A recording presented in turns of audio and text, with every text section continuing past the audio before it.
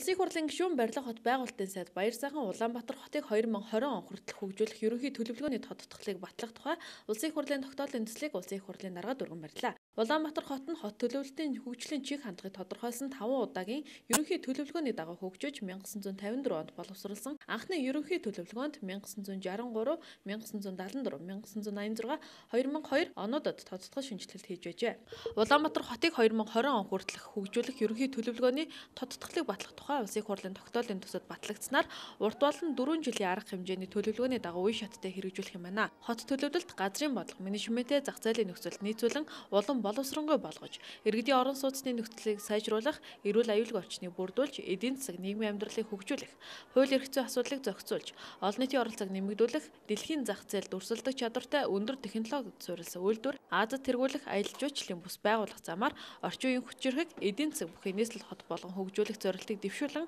хөгжлийн чиг хандлагыг энэхүү төлөвлөгөөндөө тодорхойлсон байна.